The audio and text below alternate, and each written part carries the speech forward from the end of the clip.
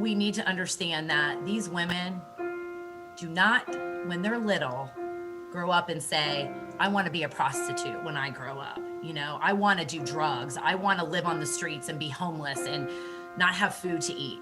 That is the misconception. This is not a choice for them. People need to understand that when they're, the earliest age of young girls getting into human trafficking is 8 years old. And when you go back and you look at what happened to that girl, there's trauma there. There's probably child abuse. There's verbal abuse, violence in the home, not a good, stable environment, probably a history of family members doing the same thing. And so the misconception is they're not junkies. They're not these horrible lowlifes. They are these little girls that unfortunately had to suffer through that trauma. And now this is their life. And so, I think that's the biggest misconception. Hi, my name is Meghana, and welcome to Beyond the Chains, a show that raises awareness to human trafficking. At this very moment, there are over 20 million people from around the world being trafficked, 71% of them being women. Human trafficking is a $150 billion industry and is a trade of humans for forced labor and commercial sex. It's modern-day slavery. Human trafficking is an issue that is widely opposed, yet rarely discussed. Today, you will see performances from your classmates. Even though human trafficking is a heavy topic, feel free to cheer on the performers for using their talent to stand in solidarity with human trafficking survivors. Beyond the Chains is a representation of self-worth and serves as a reminder that you can't put a price on a human life. To begin, you'll hear from Judge Jody Thomas. Judge Jody Thomas is a lifelong resident of Franklin County. She received her bachelor's degree in social work from The Ohio State University and her JD from Capital University Law School. She spent the past 14 years as an attorney at the Franklin County Public Defender's Office. And for the past 5 years, she served as the lead attorney for several Franklin County specialized dockets, including Catch, a docket that aims to help human trafficking survivors. She currently presides a Catch court and will be sharing her experiences working with human trafficking survivors. So with that, I'm excited for all of you to hear from Judge Thomas. Thank you so much for having me. I'm honored to be here and share a little bit about what I do. All right, well, to kick things off, I'm going to start with this question. So can you just generally describe what you do as a judge and your work under the Catch Court? Yes, absolutely. So I am a judge at the Franklin County Municipal Court. So I preside over misdemeanor cases. So the types of cases I hear are going to be like domestic violence, petty theft charges, driving without a valid license, driving under the influence of drugs or alcohol. And then I also preside over a civil docket where our limit is lawsuits up to 15,000. So anything over 15,000 goes into another court. In addition to running a regular general docket, just like the other 15 judges that I work with, I preside over 2 specialized dockets. We have a total of 5 specialized dockets, and I wanted to kind of just mention them briefly. We have the Military and Veterans Program. We have a recovery court, which is a drug court. We have the mental health court. It's called LINK, and it stands for Learning to Identify and Navigate Change. And then I preside over the next 2 specialized dockets, and those are the HEART program, which stands for Helping Achieve Recovery Together, which is our opiate-specific docket. And then, of course, what we're here to talk about a little bit today is the CATCH program. CATCH stands for Changing Actions to Change Habits, and that is our human trafficking survivor docket. So those are the dockets. And, a lot of the work that I'm doing in Catch, as far as like what my duties are, the women will plead guilty to get into this specialized docket program, and I will be monitoring them for about 2 years. And we do all kinds of treatment with them. They see me every week. They have a probation officer. They're doing all kinds of levels of different treatment, which we probably will get into in a little bit, and all kinds of different things with vocational services and working with a mentor. So my job as the presiding judge over this program is really just to monitor them. They're on a very intensive probation, and I'm there to encourage them, see them, and it's a very different kind of what you would think court would look like. It's very therapeutic. So basically, that's what I do as a judge. When I started, well, actually, I have a license in social work. That was my undergrad. And then I was placed at the public defender's office and then ended up going to law school, passing the bar and becoming an attorney. And when I was trained as an attorney, I was given a list of all the types of charges that my clients would have, just like what I mentioned earlier, and all the judges and what they would do based on the prior record of that person. It was very cookie cutter. And as a social worker, I went to school, all I wanted to do was help people. And I'm like, well, wait a second, all they're doing is getting jail time, or they're not, like listening to what's going on with this person and why they got to, to even be in the court process. And so I just kind of used my social work to get to know my clients on a different level. It's asking different questions, it's spending more time. And everybody knows kind of the stigma of a public defender. It's like, oh, we have too many cases, and how quickly can we get through them? And that's just not the kind of attorney I was. And I was very fortunate that I had two judges that were kind of like my mentors that did recognize that this is a problem. Like, we should not be just doing cookie cutter sentences where we look at a person's prior record and say, all right, well, they have 3 prior of this, they're going to do 30 days in jail. So that's when the specialized dockets were created. And I became a staple in those programs where I would refer a lot of my clients to those programs. And then other attorneys would give me their clients to look at, and I would go see them every week. And I just really enjoyed this type of practice. And interestingly enough, Catch Court was one of the last programs to be created. And the way, we have to remember that, and maybe in your teaching, we didn't really know much about human trafficking. It's really been within the last 10 years, well, Catch Court started in 2009, that we kind of learned. And when Judge Herbert, who was the founding kind of creator of Catch, when he started this program, he started it because he had a woman that came through arraignment court. And when he looked at her, she was covered in bruises, scratches. She had no life in her eyes. And when he looked down at what she was, she looked like a domestic violence victim. And he's like, what is this woman, in handcuffs doing on, coming through the arraignment docket? He looked down and she was charged with soliciting. So then he pulled me aside, and because he knew I was that public defender that just always wanted to help people. And he says, Jody, what are we doing wrong? Because he was one of the judges that when a woman that was charged with soliciting would come through court, he would ask, how many priors does she have? And we would say how many priors, and it was equal to how much jail time. This was the hardest population to serve, because if you understand what happens to these women, their trauma, they have complex traumas, substance abuse issues, mental health issues. So you've got all these things. So they make the most difficult candidate for probation because of being transient, because of not having good homes. And so he just wanted to figure out, well, what can we do differently? What different questions can we ask? What kind of conversation can we have? We didn't know about human trafficking. We just knew they were charged with solicitation and prostitution. And that's the old, we know about, that profession. And so that's kind of where that passion grew for me, is working with these women and getting them to trust you enough to want to open up.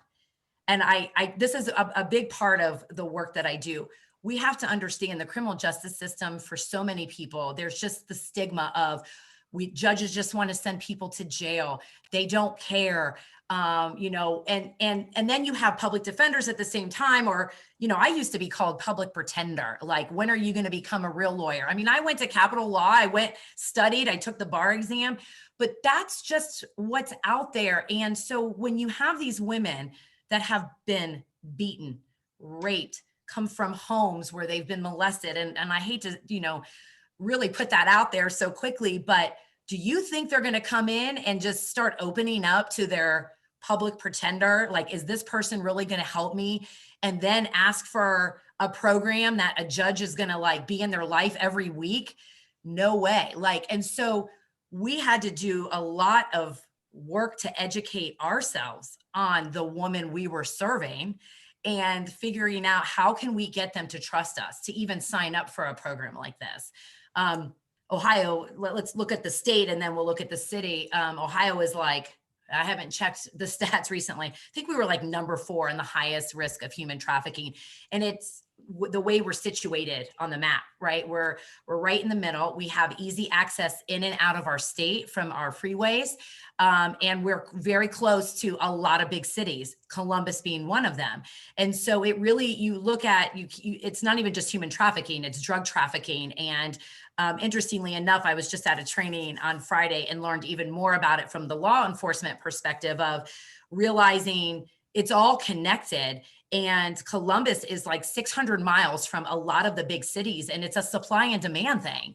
So when you go to the big cities, that's where people are going to, that's where the supply is. And so that's basically why Columbus in Ohio, it has one of the bigger problems of human trafficking. You know, because we're in a big city, there's just a lot of people there. And so the Johns, the drug traffickers can come in and just set up, and there's just more people to hit. I mean, I think that's just something, you know, that we're aware of. One of the things that we're working on right now, I mean, I'm not part of proposing the legislation. I'm very supportive of it. And that is, you know, the women that are out on the street, right? They have their big trafficker up here that's kind of coercing them and forcing them into this lifestyle, feeding them their drugs, keeping them into that lifestyle, right? But then you have the buyers of sex that are coming in and purchasing them. Well, if you change, you know, kind of the laws and you make it harder, you know, to,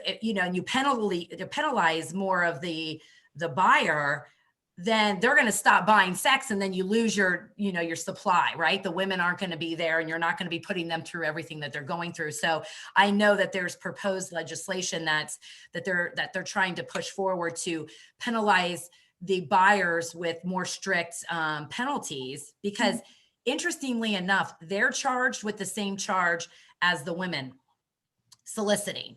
And they did some research on the way the women are sentenced, and the women end up doing a lot more jail time, a lot more probation, a lot of all of this, while the men get a slap on their wrists, you know, and get a fine, and they're sent on their way, right? It's consensual. They're just buying sex. It's no big deal. Why should they be penalized?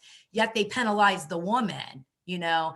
And so that's kind of where, you know, where I talk about it. And the drug trafficking is just, it's just so bad, but it all is kind of related, right? Because they're buying drugs to give to the women, and it's big stuff, you know? I was just at a big training at the police academy on Friday.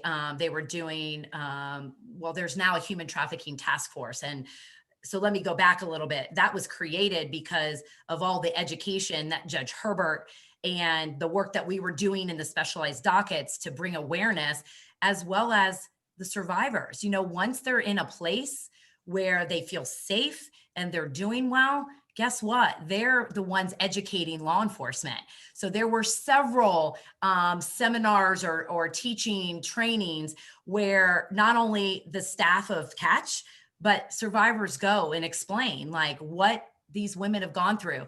And actually on Friday, one of the women I know, she shared her story to the law enforcement, and it's just eye-opening for them to see. And then they start asking questions like, what if I change that conversation with these women when I came up to them on the street, of not like, you know, what did you do, but what happened to you? Why are you here? What can I do for you? Can I, you know, and now we are changing that conversation, because now we have law enforcement that, you know, will take a woman to treatment instead of taking them to jail.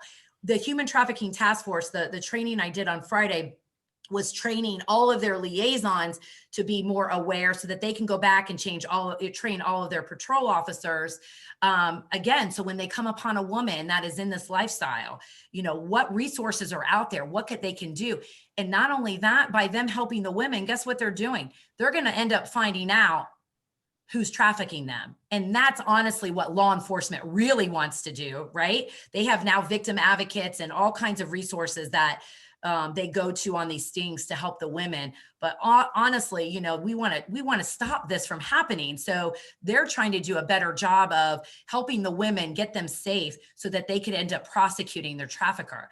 It used to be, well, if they charge somebody, well, these women, they're so vulnerable, right? In that lifestyle that they're so transient, right? And if we can't help them and get them stable, they're not going to have that victim there to help prosecute. So now we have programs like Catch and everything else and all these other programs out there. And at the same time, they're also changing how they investigate these cases where they don't necessarily need the victim anymore. They've got more stuff that they can go after, from the drug trafficking and the money laundering and all the other things that these traffickers are doing.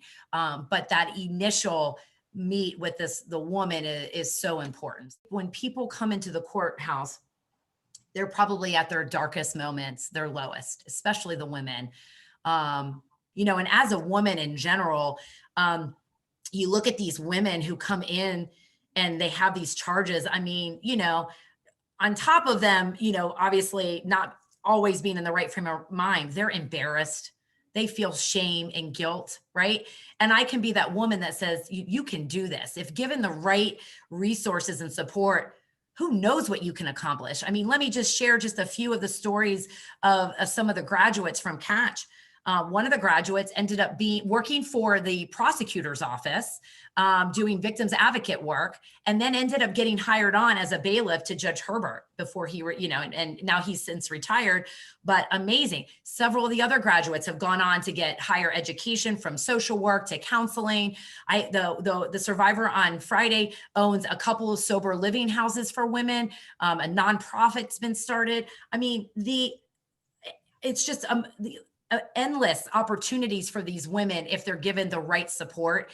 And I think when you can have a woman that's in their life that is supportive and not demeaning to them or lectures them, or again says like, what did you do? And looks at them like they're trash, then that relationship can really I could be a really good role model for them. And even as a judge, I mean, if you came to my courtroom on a normal day, yes, I'd be up on the bench. I'd be wearing my black robe. I'd be handling cases.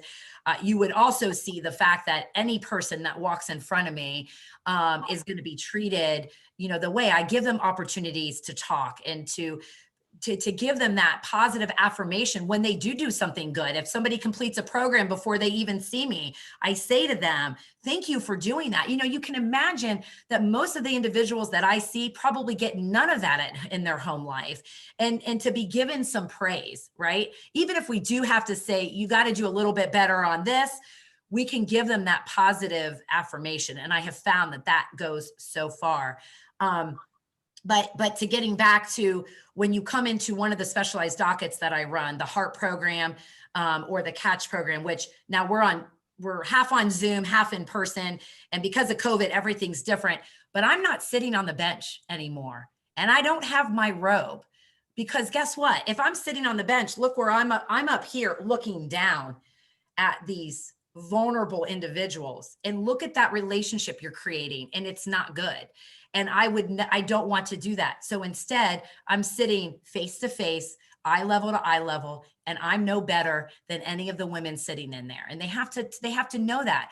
I was given, opportunities and education and supportive family life. They weren't, but it doesn't make me any better than them, right? I'm there to be that support for them. And it's a pretty amazing thing that you see when you come into one of those group sessions. It's like nothing you could ever see. And if we were, post COVID and when things get better, I invite anybody down to come to court with me, sit on the bench with me, and kind of see a different way of enforcing law. But exactly what you're doing right now is what I encourage students to do, is just learn about human trafficking and how somebody gets into that lifestyle, educate yourself, as well as understand that a lot of the stories that I hear from our survivors, obviously they start young, right? They're in school, they don't fit in, they're ashamed of their home life, they feel like an outcast, and then they start to hang around, different crowds, or they get into very risky behavior. If you start to see somebody withdrawing or not doing well, or on social media, right? That's your platform. It's so important to reach out and not ignore those signs, and understanding the signs of somebody who's being trafficked too. It may not be as obvious right off the bat, but if you notice somebody that may not have a lot of money, but yet is coming in to class with their nails done every day, lots of jewelry, lots of new clothes, and that their family life is not like that, like that's a sign. Because what we didn't get into today is how a woman is groomed into that lifestyle, right? You hear about the runaways, and, it's not really that kidnap situation. It's these girls they're vulnerable, they're insecure, they don't have confidence. So they're looking for somebody to give that to them. And so what happens is a trafficker will do that. They will buy them new clothes. They will make them feel loved. They will do all of those things. Sometimes the trafficking part, the sex part, the drug part doesn't come for a while, right? So that trafficker is trying to build that bond and that relationship and that trust with that girl. And then it turns into, well, I did all this for you. Now you've got to do something for me, and you owe me. So when you so it's educating yourself on what to look for. And then, you don't go up to her and say, oh, are you being trafficked? No, that's not the conversation. Is, have those conversations, be a friend, be kind. I mean, that's in this country right now, and what we have gone through. If that is not the biggest lesson to get, is that you never know what's going on behind somebody's home life, right?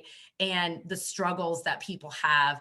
And if you see somebody, ask them how they're doing. And that's could go a long way for somebody.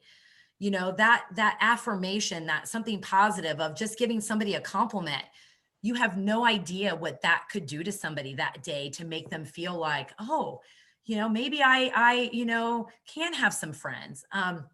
So that's what I encourage young people to do. And then also, if you're really interested in doing this kind of work, looking out for some nonprofits that are out there that have volunteer opportunities, become a mentor, learn about the services that are out there. I mean, Franklin County, we are so fortunate to be in a county that is just filled with resources to help these survivors, from obviously just from the court system to, we work with a organization called Freedom a la carte, which is it's a catering. They do box lunches. They're actually opening a brick and mortar. They've got a cafe that's going to be downtown. Well, they hire our women, our survivors. They give them vocational skills. They teach them how to do a resume, how to do a budget. They give them a mentor. They give them, they get to work at the place, and then they get them ready for the next step. Not all of them will stay on, forever, but what they're doing is they're building that woman up to be independent, financially stable, and successful in their life of recovery. So, organizations like that are just so important to be a part of and to know of. So as students, they're out there. We are fortunate to be in a community like this that is so willing to create new programs and be there for the survivors.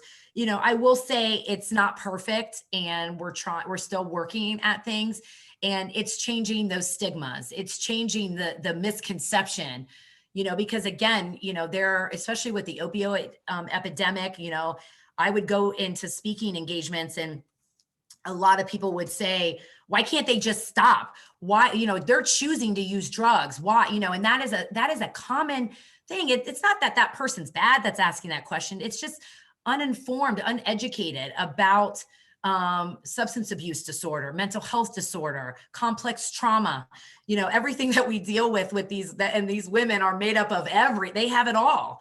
And so I think we just have to continue to do more education, and more resources out there. I do spend a lot of time while I work hard and I'm on the bench and I'm doing the programs.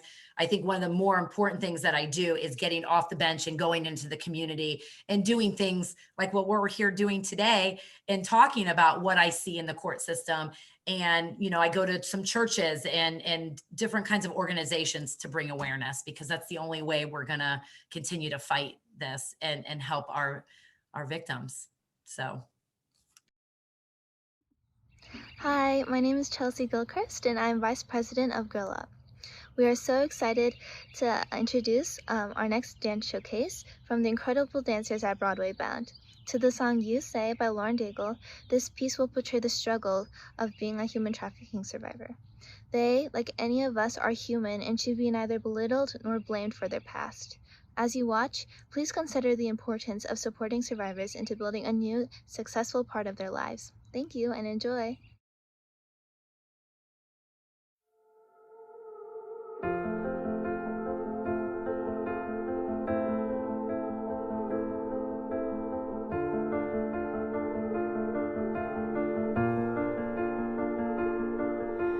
I keep fighting voices in my mind that say I'm not enough.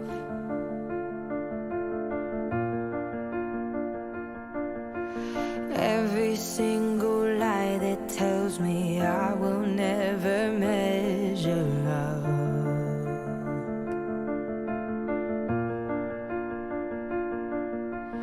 Am I more than just the sum of every high and every low?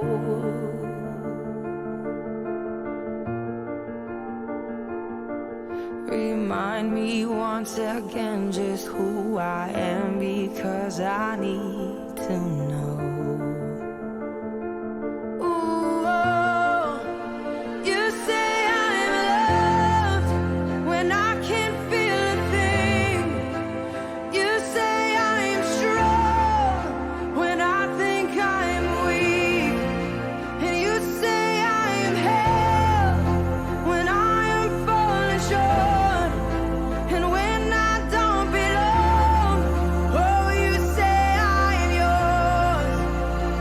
And I believe, oh, I believe what you say of me. I believe the only thing that matters now is everything you think of me.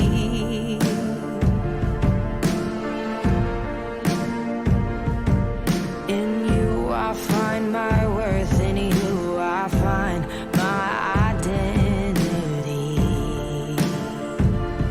Ooh, oh, you say I'm loved when I can't feel a thing.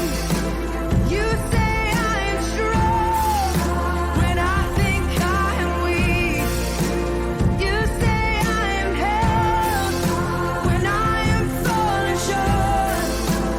When I don't belong, oh, you say I'm yours. Oh, I believe, yes, I believe what you say of me. I believe.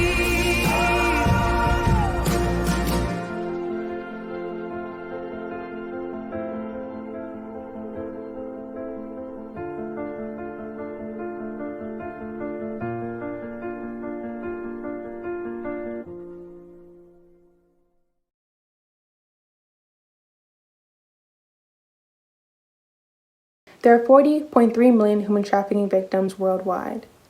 40.3 million victims being purged of the truth and spoon-fed lies. 40.3 million victims being used and abused and stripped of their pride. That is 40.3 million too many. Women and children suffering in unexplainable ways just because some coward couldn't get any. We judge and we ridicule not knowing what someone has been through. You point your finger at the woman who stands at the corner of "He loves me and please save me," but if only you knew. If only you got the full story, but in her point of view.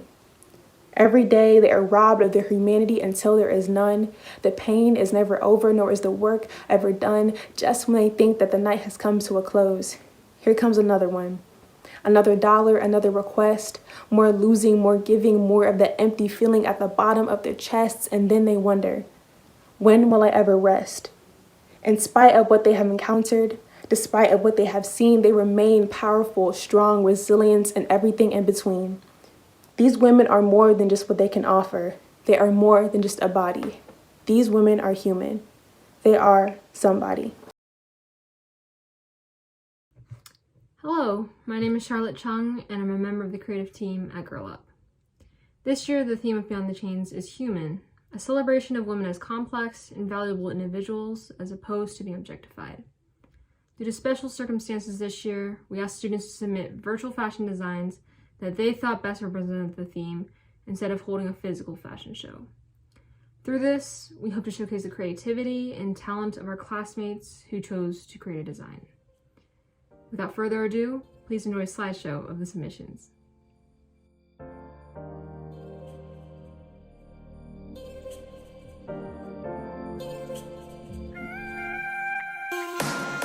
I wanted to focus on imagery that depicts restraint. Like the headpiece, it's supposed to imitate a wooden puppet, which places the control in the hands of someone else and is further extended by the string that is buttoned to the empty-armed overcoat. So basically, it's the puppet that's manipulating the coat sleeves, not the girl. I also introduce a motif of black bands, most notably the dress's bottleneck hem, which is supposed to restrict the movement of the woman, which again all ties back to that theme of losing control. I designed a haphazard line design on the dress for that image of bondage and being roped in and cut into pieces.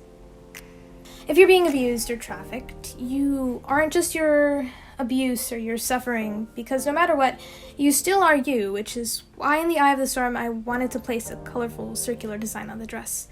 Central to everything is the person who you truly are. I didn't want the fashion design to be hopeless, or worse, sell a narrative that a person possessed or manipulated isn't a person at all. Despite everything in this fashion piece, I wanted there to be hope.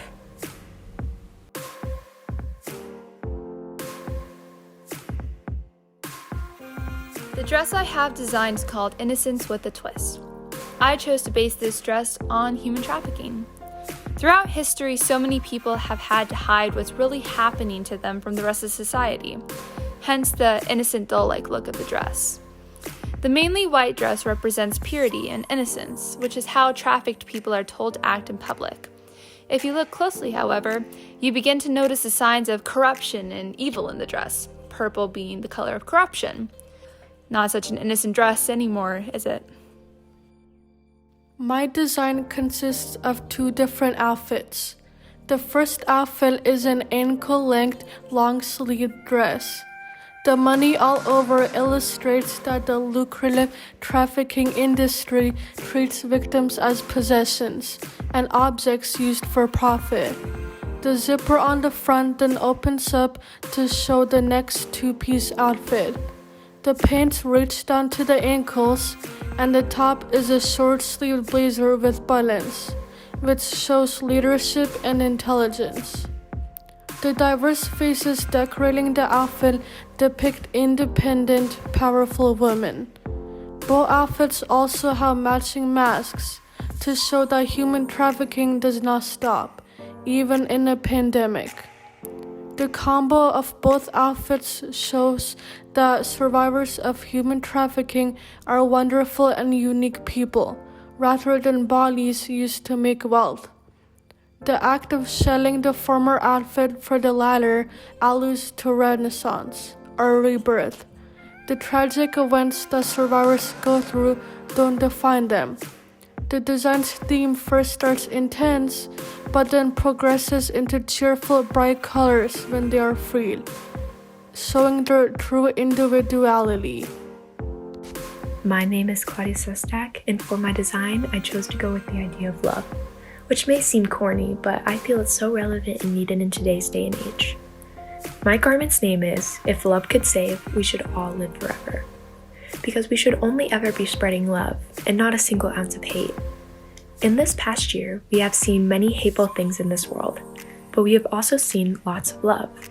And try to guess which one seems to make everyone feel more alive. If you guessed love, then you are correct. When hateful things happen, love can come back even stronger, which is what makes humans human. You can stand up to human trafficking by showing love to the survivors, because true love will always come back stronger. My design is a short asymmetrical dress filled with hearts from the puffy sleeves all the way down to the long train. It is a fairly simple design, which just proves how simple and easy it is to spread love.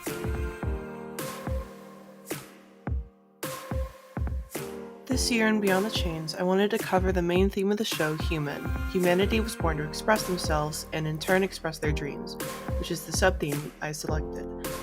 Expression comes in all shapes and sizes, be it art, clothing, literature, and so much more, which brings me to the piece that I made this spring. To start, the dress itself I wanted to ensure felt free and non-constrictive, hence the light fabric and simple design. This freedom projects the way a woman, young and old, should feel, free in thought and free in life. The discardable coat I included shows that women and any individual can express themselves and their dreams as much as they please, driving the main point of the entire outfit, comfort in the freedom of expression. A freedom we all share and should always share.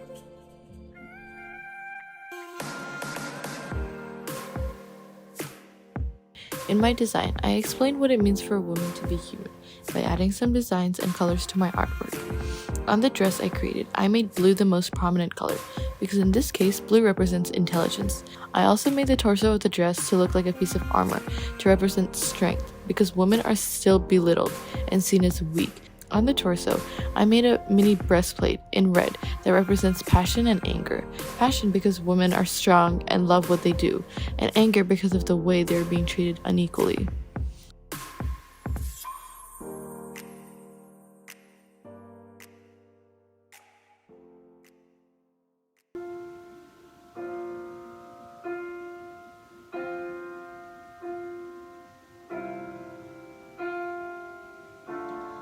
Say something, I'm giving up on you.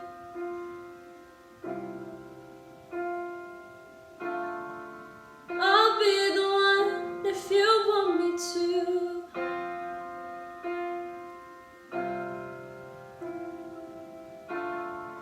Anywhere I would have followed you.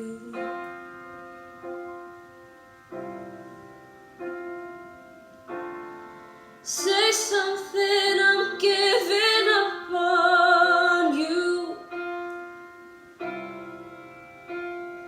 And I am feeling so small. It was over my head. I know nothing at all. And I will stumble and fall. I'm still learning to love, and I'm starting to crawl.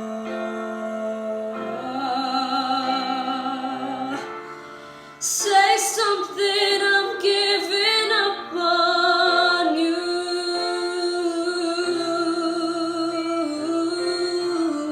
I'm sorry that I couldn't get to you. Oh, anywhere I would have followed you.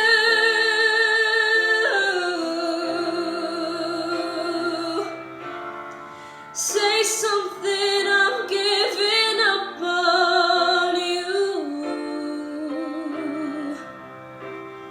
And I will swallow my pride. You're the one that I love, and I'm saying goodbye.